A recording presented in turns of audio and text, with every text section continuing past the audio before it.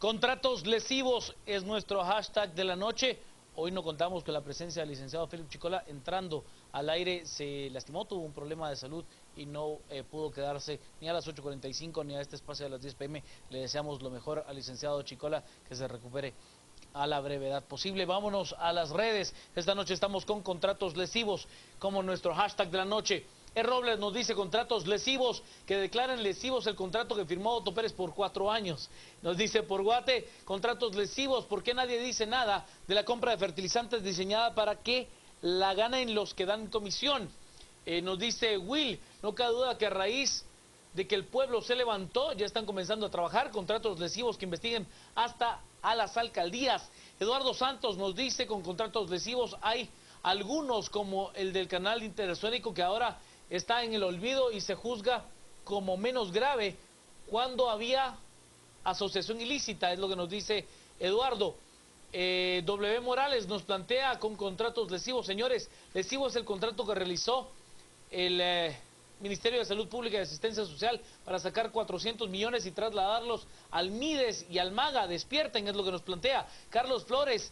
Contratos lesivos, el siguiente contrato que debería de rescindir es el de Otto Pérez como presidente. El licenciado Reyes nos plantea, ¿será otro caso la línea? No más corrupción.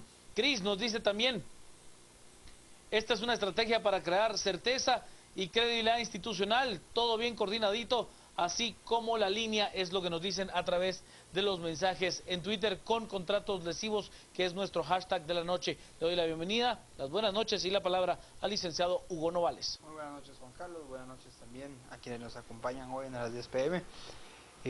Bueno, lo que está ocurriendo ahorita no es más que una consecuencia de la crisis que venimos viendo en las últimas semanas. Y particularmente hay que reconocer algo, y es que esta crisis ha tenido como un protagonista central al sector privado organizado.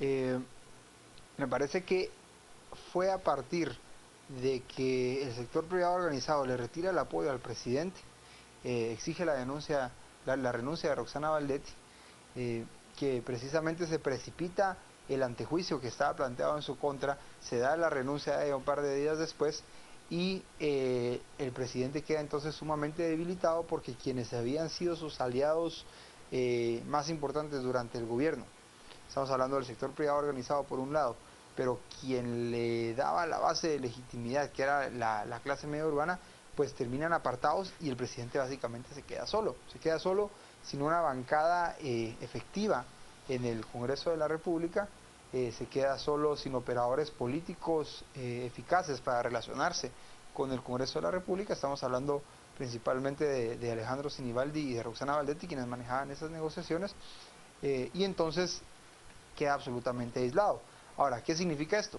Significa que entonces la reacción de la PGN, en este caso, puede explicarse a partir de que, digamos, el sector privado organizado del CACIF, en el comunicado que emitió, además de pedir que los contratos en cuestión fueran declarados lesivos o que fueran revisados en cualquier caso, también solicitó o exigió al Congreso de la República que aprobara una serie de leyes. Ahora, el presidente lo que está haciendo en este caso para tratar de limitar o de frenar su propia caída es tomar las acciones que están dentro de su alcance, y una de ellas es el control que pueda tener sobre la PGN y la manera eficaz en que pueda trabajar en estos contratos. Más allá de eso va a ser muy difícil que pueda hacer algo. Entonces yo lo que me preguntaría acá en este momento es ¿qué podemos esperar del presidente Pérez Molina, más allá de que tome decisiones administrativas para rescindir esos contratos y que los mismos puedan al final restaurar, por así decirlo, algunos millones de quetzales al Estado? No sé qué impacto va a tener esta medida al final en la credibilidad que pueda tener el presidente como líder al final del Ejecutivo. A ver, el respaldo de ese liderazgo del cual habla el licenciado Novales, a mí me parece que correrá si hay persecución penal en contra de aquellas personas que suscriben esos contratos, que abiertamente son lesivos.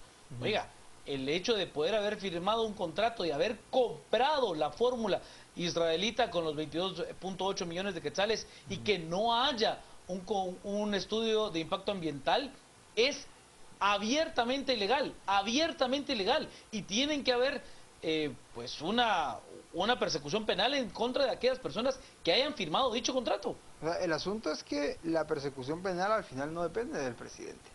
Y eso es Por a lo eso, que voy. pero depende del Ministerio Público y Sí. también, por supuesto, de la PGN. Pero entonces ahí estaríamos hablando de una restauración de la credibilidad de la ciudadanía en, digamos, en el Ministerio Público o en las instituciones de seguridad y justicia. Y qué bueno, Y es y magnífico. qué bueno. Lo que cuestiono es la posibilidad de que esto sea una especie como de salvavidas del presidente. ¿Por qué? Algunos de nuestros televidentes incluso planteaban Lo que pasa es que tiene parches el salvavidas, entonces, y agujeros tiene grandes. agujeros, sobre todo. Sí. Pero entonces alguno de nuestros televidentes sugería la posibilidad de que esta fuera una especie como de muestra de apoyo del CACIF hacia el presidente al no solicitarle la renuncia, pero a la vez exigirle algo que pareciera estar dentro de sus posibilidades cumplir. A lo que voy es que no creo que esté dentro de las posibilidades del presidente llevar a cabo una persecución de la dimensión que Juan Carlos plantea. O sea, estamos hablando de que lo más que puede hacer el presidente es tomar algunas medidas administrativas, solicitar a la PGN o colaborar con la PGN para que ésta tome algunas acciones legales, pero la máquina después empieza a estar afuera del control del presidente, porque entraría al Ministerio Público, entraría ya a las instituciones de justicia, particularmente el organismo judicial. Entonces va a ser muy complicado que este gesto que toma el presidente como respuesta a la solicitud de CACIF sea un paliativo efectivo para la crisis. O sea, pareciera ser que el presidente de esto va a salir tan solo como cuando entró. Vámonos a las redes, estamos esta noche con contratos lesivos. El licenciado Mario Archila nos plantea quién se ganó esas frecuencias con contratos lesivos. Entiendo que es una de las empresas grandes de telefonía. Fernando nos dice contratos lesivos, es agua salada, hay que echársela encima a la Valdetti para que se deshaga. Perdón. Gustavo Ortiz nos plantea, entonces, ¿qué ha hecho AMSA en casi 20 años? Que alguien me explique.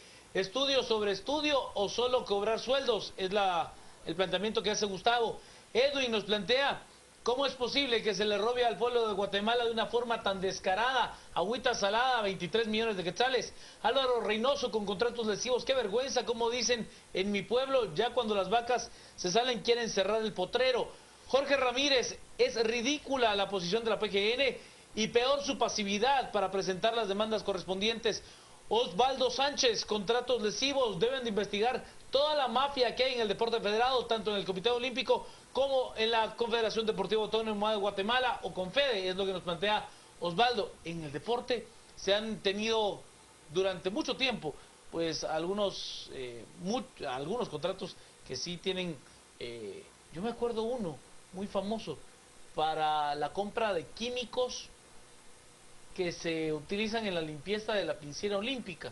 Hasta eso era sobrevalorado como en 35%. No, incluso se habló también de la reparación de la duela de las canchas de básquetbol de la Federación de Baloncesto. Eso también fue una situación que hace ya casi 10 años generaba algún tipo de resquemor entre algunas personas, y de hecho este tipo de prácticas continúan, no digo precisamente que en la Federación de Baloncesto, pero sí en otras entidades asociadas a Confede, precisamente porque la autonomía con la que operan les impide o les permite hasta cierto punto actuar con algún grado de irresponsabilidad en la rendición de cuentas, y esto es algo complicadísimo. Vámonos a las redes, estamos esta noche con contratos lesivos es nuestro hashtag la noche. Mario Aceituno, lo lesivo tiene nombre a Roxana Valdetti, Otto Pérez y compañía, igual al Partido Patriota. El triste me dicen, es lo que nos plantea. ¿Qué se puede decir de todos los contratos que tienen los familiares y amigos de Valdetti con el Estado? Mario nos dice, no se debe de quitar el dedo del renglón, porque eso solo es el comienzo. La caja de Pandora aún no se ha abierto con contratos lesivos. Álvaro, en el área privada sin estudio de impacto ambiental no puedes hacer nada, porque no es igual con el gobierno. Eso es correcto. ¿Quién instala esas camaritas de seguridad? Hay 2 empresas, licenciado Archila, y es un contrato que ni siquiera es de compra, es un contrato de arrendamiento a cámara vista. Pero ¿quién es el que supervisa la cámara vista? Ese es un tema bien importante. Lenin Coyoy nos dice con contratos lesivos, Son pactos colectivos con los sindicatos de salud y otros. Hombre, lesivos son los pactos colectivos con los sindicatos de salud y otros. Francisco Vázquez nos dice contratos lesivos, hablando de contratos lesivos, ¿cuándo? El Ministerio Público y la CGN, la Contraloría General de la Nación, van a accionar contra la vice. ¿Cuándo? Es lo que plantea Francisco. Contratos lesivos, entiendo que hubo un pago millonario a la NASA para que nos dijeran que este año no iba a llover. No, yo creo que ahí estamos hablando de las declaraciones que en su momento diera Roxana Valdetti, de que se estaba pidiendo pues un análisis a NASA para saber cuál sería la cantidad de lluvia para el tema de los fertilizantes. A eso es a lo que se refiere precisamente Alan. Pero y el dinero ya no se recupera, ya no vuelve. Bueno, hace un momento la doctora María Eugenia Villagrán de León aseguraba que dentro de la demanda que está planteando la PGN también está pidiendo que se devuelva ese dinero. Fernando Gómez, el responsable del lago de Matitlán, es Mario Valdetti, hermano de Roxana Valdetti. Él es el títere en AMSA, es lo que nos plantea Fernando. Agua salada, pobre. Pero ve, es lo que nos dice Antonio, haciendo pues un chiste de la famosa canción de la agrupación mexicana Los Tigres del Norte. Mildred nos dice justicia, que señalen y castiguen a los culpables. Neto, la responsabilidad de Otto Pérez Molina y de la R en el caso de la agüita mágica es evidente. Hasta paseo en lancha hizo Valdetti. Eso es correcto. Es más, metió la mano al lago y decía que no olía feo. Y decía, entre otras cosas, que solo faltaba el dron porque ya iba la drona en la lancha. Bueno, yo la que más recuerdo de las declaraciones de Roxana Valdetti es aquella famosa declaración de pic, pic, pic, que con 3 gotas que iba calculando una computadora, dependiendo de el vertido que se tuviera de aguas residuales en el lago, pues ya esa agua iba a entrar limpia al lago, ¿no? Creo que ese, en el plano de la política, ha sido en buena medida el detonante de todo lo que ha pasado en el último mes y medio, 2 meses. Yo creo que el catalizador fue precisamente ese, y es que recordemos que el caso de la línea se destapa, toca un tema muy sensible como es la recaudación tributaria. O sea, la gente se siente presionada porque tiene que pagar impuestos y después ve que los impuestos en muchos casos antes de que lleguen al Estado se están quedando en otras manos, pero posiblemente esta crisis política que tenemos ahorita no se habría dado si no se le hubiera dado tal cobertura mediática al caso del agua en el lago de Amatitlán, que tuvo mucha cobertura por varias razones. Primero, por lo absurdo que resultaba, lo absurdo y lo ridículo o lo estrafalario que resultaba el hecho de pensar que con una fórmula de este tipo se iba a limpiar el lago. Eso es lo primero. Pero segundo, porque estábamos hablando de un tema al cual los capitalinos son muy sensibles, digamos. O sea, yo creo que todos hemos escuchado las historias del lago de Matitlán de antes, todos quienes tenemos más de 20 años de vida, hemos visto su deterioro. O sea, hemos podido ver la manera en que se ha venido degradando, y entonces es un tema que le toca a las personas de manera muy, muy, muy cercana y muy concreta. Si se sobrevaloró una compra de medicinas, digamos, es un tema muy sensible, es un tema complicado, pero no es un tema que yo puedo ver y que yo puedo palpar, mientras el caso del lago Matitlán es así. Y efectivamente, los pasos que estaría tomando el presidente de seguir con un proceso de persecución de los responsables, de nuevo, irían orientados a intentar restaurar esa relación con quienes hoy por hoy le han quitado el apoyo al gobierno, pero de nuevo el alcance es muy limitado. Ahora, lo que sí está ocurriendo estamos llegando a un punto en esta crisis política en el cual a los principales actores les empieza a dar algún grado como de temor lo que pueda ocurrir posteriormente. ¿Por qué? Porque vimos que las manifestaciones no se saciaron o no se sintieron satisfechas con la renuncia de Roxana Valdetti. Vimos que en la manifestación del 16, una de las principales demandas era precisamente la renuncia del presidente Pérez Molina. Y otra, la devolución del dinero, creo que también era uno de los temas de todo lo que se han robado. La extinción de dominio también fue un tema recurrente en estas manifestaciones. Digamos que lo de la extinción de dominio y la devolución del dinero serían cuestiones que tendrían que ver con un proceso penal posterior y que de nuevo se salen del control incluso de lo que los manifestantes quieran hacer. Pero a lo que me refiero, Juan Carlos, con esto es que yo percibo que en parte si el CACIF le tira esta pelotita al presidente Pérez Molina es precisamente para que él la agarre y la use bien. O sea, en cierto sentido le están haciendo una sugerencia de algo que él puede hacer para reconstituir hasta cierto punto su relación con la ciudadanía. El problema, y vuelvo al mismo tema, es que es de un alcance muy corto y es muy tardío. El presidente pudo haber tomado esta medida, o la PGN pudo haber tomado medidas similares al inicio de esta crisis, por ejemplo. O sea, claro, el problema del lago de Amatitlán venía gestándose desde mucho antes, ya se había dado incluso la destitución de... la salida en ese caso fue una renuncia del director de AMSA. Del director de AMSA. O sea, ya se estaba... ¿Quién sabía que algo estaba pasando, verdad? Por supuesto, pero no se tomaron las medidas drásticas en ese momento para reparar, por así decirlo, el daño que se estaba causando. Ahora, ¿qué es lo que pasa? Esto le hubiera dado suficiente tiempo al presidente Pérez Molina para que una vez se iniciara la crisis, una vez surgiera el problema del Assad, se desarrollara una estrategia para hacer precisamente lo que se está haciendo hoy. El problema es que ahorita ya parece ser demasiado tarde, porque además otra de las demandas es precisamente la demanda de reforma institucional.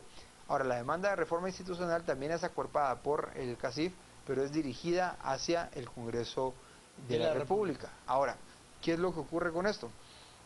Esto podría tener, digamos, dos consecuencias. Uno, que las mismas manifestaciones también se empiecen a dirigir hacia el Congreso de la República, o dos, que ocurra algo como lo que el presidente intentó hacer ayer. El presidente ayer por la mañana decía que iba a convocar a los manifestantes, algo que suena absurdo, pero iba a convocar a los manifestantes a discutir propuestas de reforma a la ley de servicio civil, a la ley de compras y contrataciones, a la ley electoral y de partidos políticos, que son precisamente las que menciona el sector privado organizado en este comunicado. Pero, ¿qué es lo que termina ocurriendo? El error más grande del presidente sería en este momento intentar liderar un proceso de reformas en este sentido, porque es un presidente parece no tener el cuerpo político, sumamente debilitado, y que además, si empieza a entrar en acuerdos con instituciones o con organizaciones interesadas en estas reformas, él no va a poder cumplir. Claro. Vámonos a las redes. Esta noche estamos con contratos lesivos como nuestro hashtag de la noche. Fernando Leiva nos dice: se llevan más tiempo investigando si son lesivos que en adjudicar los contratos en tiempo récord. Eso es absolutamente claro. A esta hora somos el tema más comentado en Twitter con contratos lesivos. Antonio Villeda nos plantea: aparentan hacer algo cuando el pueblo exige la renuncia de Otto Pérez Molina. Su credibilidad no se recupera con nada, es lo que nos plantea Antonio, que creo que es lo que explicaba plenamente el licenciado Novales, que no tiene en este momento el peso político, la fuerza política como para poder liderar el presidente Pérez Molina un acto de esa naturaleza o una reforma tan profunda como la que se espera por parte de los manifestantes. Juan Antonio, ya lo leía, Jerry nos dice: investigan si era necesario extender el estado de calamidad en San Marcos, lo utilizaron para no licitar. Eso es obvio, Jerry. Analu nos dice: no creo que se recupere el dinero robado, ya pasó mucho tiempo, no se logrará rastrear todo, es lo que plantea Analu. Coca Godoy: el asunto es que CACIF solo pide pero no da, si esos ladrones de cuello blanco también tienen cola, es lo que plantea Coca. El licenciado Archila, experto en temas económicos y temas de tributación, nos dice: la misma compañía que se gana la frecuencia, cámaras y redactó supuesta ley de telecomunicaciones. Entonces, es lo que nos dice el licenciado Archila. Bueno, creo que es contundente lo que está planteando el licenciado Archila, y es así. Tanta vuelta para que aún no se hagan capturas. ¿Por qué al de mala información de Val Rural sí lo capturan al Chile? Le voy a dar la respuesta, Roberto, y es que sí tiene una respuesta: porque pueden.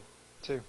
Porque pueden contra ese ciudadano que alerta. Fue el mismo caso de Jean Fernando, el otro tuitero al que tuvieron casi 5 meses por pánico financiero.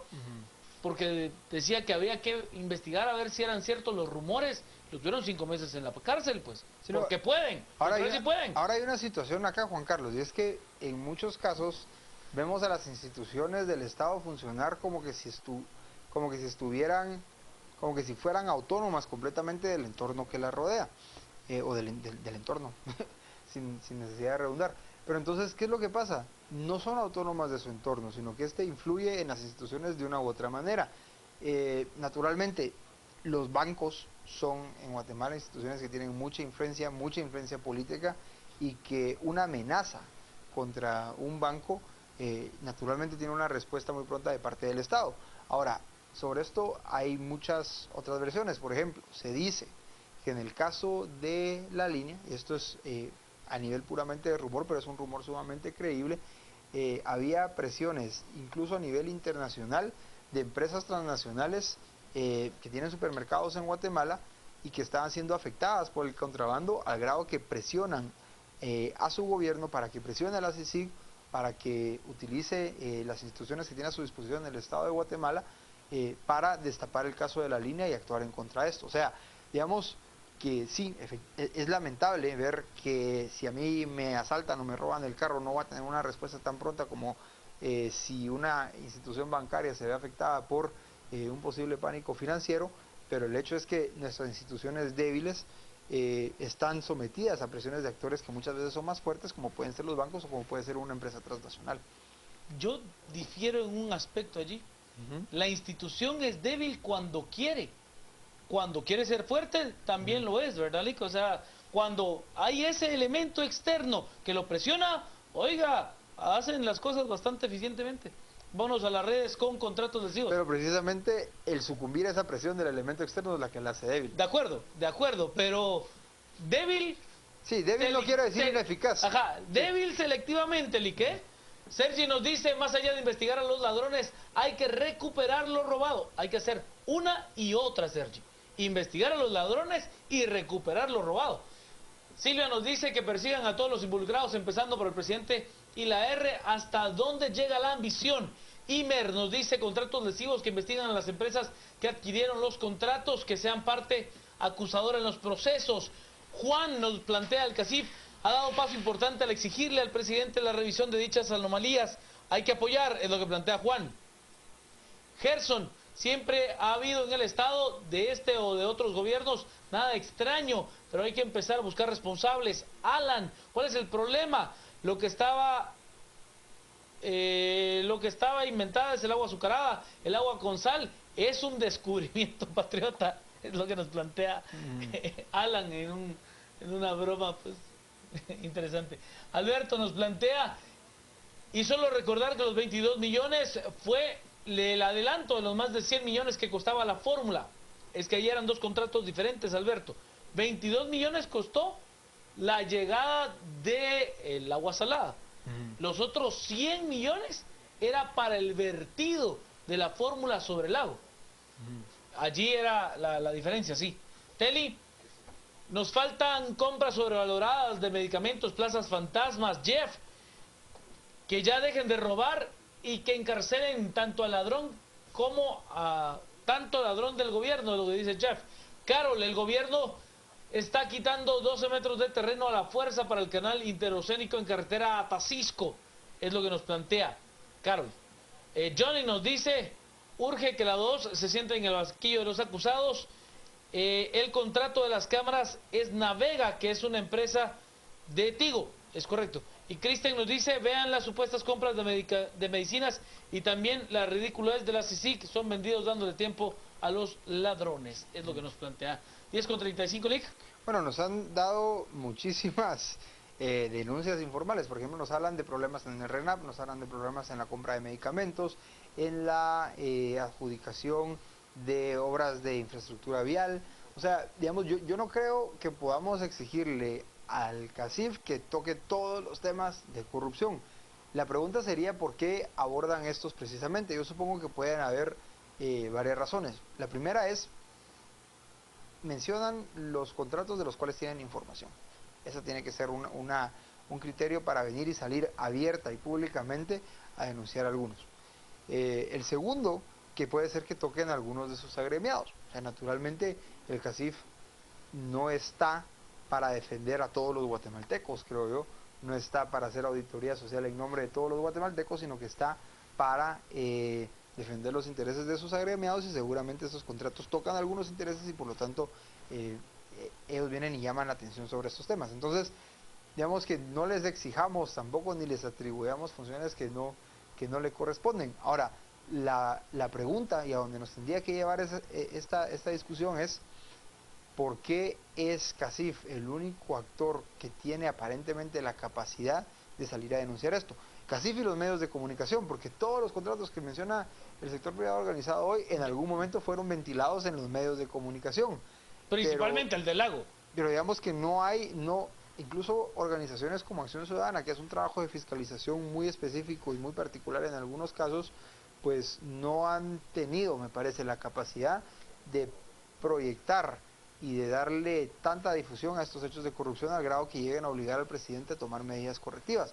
Entonces, creo que tendríamos que ponernos a reflexionar sobre qué tipo de rol queremos asignarle al sector privado organizado, y si no tenemos que desarrollar la fortaleza en otros actores externos al sector privado organizado para que asuman la batuta de hacer este tipo de trabajo de fiscalización. Momento de ir a la pausa, así que nosotros estamos en el debate esta noche a las 10 p.m. Nosotros también nos unimos al saludo a Philip, hombre, ojalá que se recupere pronto nuestro compañero que tuvo un percance antes de entrar al aire. Vámonos a las redes, estamos esta noche con contratos lesivos y nos dice Juan: declarar los lesivos, salida fácil, hay que investigar a fondo, desde los responsables de las bases, dictámenes y quién firmó, es lo que nos dice Juan. Roberto Farfán: contratos lesivos, hay muchísimos contratos lesivos que los entes gubernamentales debieron haber visto antes. PGN, abogado del diablo, y la Contraloría, su contador, mejor llamar al Chapulín. Aquí la fiscalización de contratos lesivos es una leyenda urbana. Nos dice Coca: Hugo, pienso que es porque se quieren abogar el show de la coyuntura cuando mayormente la tiene el pueblo con contratos lesivos, es lo que plantea Coca al licenciado Novales. Jorge Ramírez: en la cuestión de la agüita del lago está claro quiénes son los corruptos: el Ministerio de Ambiente y Recursos Naturales, AMSAN, Valdetti y la Secretaría General de la Presidencia. En el caso del Ministerio de Ambiente y Recursos Naturales, la ministra tiene que dar la cara por eso. Es que no puede hacerse la loca, tiene que dar la cara por ese proceso. No es posible que el ministerio no haya exigido el estudio de impacto ambiental y la fórmula, saber qué es lo que contenía el líquido de esta empresa israelita, que ya en buena medida se ha determinado que el 98%, es más, lo dice en la etiqueta, 98% del contenido del líquido es agua con sal, agua con cloruro de sodio, agua con sal. La ministra tiene que dar cuenta de eso y las autoridades, las instituciones tienen que funcionar: Contraloría General de Cuentas, Procuraduría General de la Nación, Ministerio Público. Nos dice también Simón: también desde el MIDES, del DIGEF y del Ministerio de Cultura y Deportes, donde se ha comprado con sobrevaloración. Fernando Leiva: ¿cuándo vamos a ver al Contralor General de Cuentas, licenciado Carlos Mencos, en Canal Antigua dando explicaciones sobre los contratos lesivos? Pues ojalá que los espacios de entrevistas dé la cara el Contralor General de Cuentas. Marvin del Cid nos dice: contratos lesivos, al final el CACIF solo defiende los intereses de sus asociados, no de todos los empresarios de Guatemala. Nos dice: queremos ver en el bote a Otto y Valdetti, ladrones también. A vos, Valdizón, no te toca, corruptos. Perdón. David nos plantea: agua con sal a costa de nuestros impuestos. La del mar es gratis, indignante, justicia ya, es lo que dice David. Contratos lesivos, cárcel a los empresarios y funcionarios involucrados en corrupción. Nos dice también: urge que se sienten en el banquillo de los acusados el mero mero, la R, los 158 diputados, el CACIF es parte del problema, licenciado Novales. Bueno, veo que hay entre nuestros televidentes muchas críticas al rol que asumió el CACIF en este caso, y es que, vamos a ver, yo creo que los cuestionamientos pueden venir de dos tipos, o de dos vías. Uno, la idea de que hay empresarios que se benefician de la corrupción y que el CACIF posiblemente represente a estos empresarios. Esa es, digamos, una de las vías por donde viene la crítica. Yo creo que en este sentido ya fueron muy claros en decir que si aparece un agremiado involucrado en el caso de la línea, lo van a expulsar. Habría que ver si este tipo de medidas las van a tomar con el tanatal de escándalos de corrupción que se han venido desatando desde que existe la democracia, desde que existe el CACIFO, desde que existe básicamente la relación entre empresas y el Estado en nuestro país. Pero bueno, esa es una de las críticas.